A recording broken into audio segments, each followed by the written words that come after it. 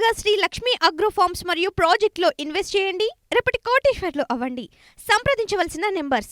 ఇటీవల ఆంధ్రప్రదేశ్ అసెంబ్లీ ఎన్నికల్లో గట్టి దెబ్బ తగలడంతో వైసీపీ అధినేత వైఎస్ జగన్ పార్టీ బలోపేతంపై దృష్టి సారించారు. ముఖ్యంగా సొంత జిల్లాలోనే కూటమి ధాటికి వైసీపీ కుదేలైంది. కడప జిల్లాలో ఉన్న మొత్తం 10 అసెంబ్లీ స్థానాల్లో కేవలం 3 స్థానాలనే గెలుచుకుంది. ఈ నేపథ్యంలో సొంత జిల్లా నుంచే పార్టీ బలోపేతం చేయాలని వైఎస్ జగన్ దృష్టి పెట్టారు.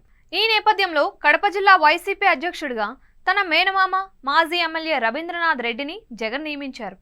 ఇప్పటి వరకు ఈ పదవిలో కడప మేయర్ సురేష్ బాబు ఉన్నారు. అలాగే అన్నమయ్య జిల్లా వైసీపీ అధ్యక్షుడిగా రాజంపేట ఎమ్మెల్యే ఆకేపాటి అమర్నాథ్ రెడ్డిని నియమించారు. ఇప్పటి వరకు అన్నమయ్య జిల్లా వైసీపీ అధ్యక్షుడిగా రాయచోటి మాజీ ఎమ్మెల్యే గడికోట శ్రీకాంత్ రెడ్డి వ్యవహరించారు. ఇక అన్నింటికంటే ముఖ్యంగా ఇప్పటి వరకు తన మేనమామ రవీంద్రనాథ్ రెడ్డి ప్రాతినిధ్యం వహించిన కమలాపురం నియోజకవర్గానికి ఇన్ఛార్జిగా తన బావమర్ది నరేన్ రామాంజనేయ రెడ్డిని జగన్ నియమించారు. నరేన్ మరెవరో కాదు, రవీంద్రనాథ్ రెడ్డి కుమారుడు. రవీంద్రనాథ్ రెడ్డి స్వయాన వైఎస్ జగన్ కు మేనమామ, స్వయాన జగన్ తల్లి విజయమ్మకు తమ్ముడు.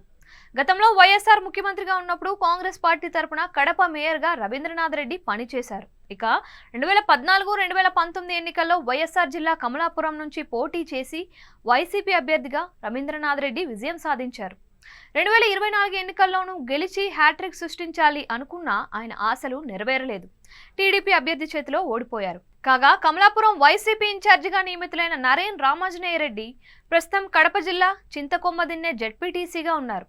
మరోవైపు వ్యాపార రంగంలోనూ చురుగ్గా రాణిస్తున్నారు. ఈ మధ్యకాలంలో ఆయనపై వైఎస్ఆర్ హయాంలో కేటాయించిన కుందు ప్రాజెక్టు భూముల వ్యవహారంలో ఆరోపణలు వచ్చాయి. వీటిని అతి తక్కువ ధరకే నరేన్ దక్కించుకోవాలని చూస్తున్నారని కొన్ని పత్రికలు వార్తలు ప్రచురించాయి. వీటిని నరేన్ ఆయన తండ్రి రవీంద్రనాథ్ రెడ్డి ఖండించారు. కాగా ఇటీవల ఎన్నికల్లో తన తండ్రి రవీంద్రనాథ్ రెడ్డికి బదులుగా నరేన్ రామాంజనేయ రెడ్డి పోటీ చేయాలని భావించారు. అయితే చివరకు ఏమైందో ఏమో, మళ్ళీ రవీంద్రనాథ్ రెడ్డి పోటీ చేశారు. అయితే ఆయన ఓడిపోవడంతో జగన్ తన బావమర్ది నరేన్ను ఇన్ఛార్జిగా నియమించారు. దీన్ని బట్టి వచ్చే ఎన్నికల్లో ఆయనే పోటీ చేయనున్నారు.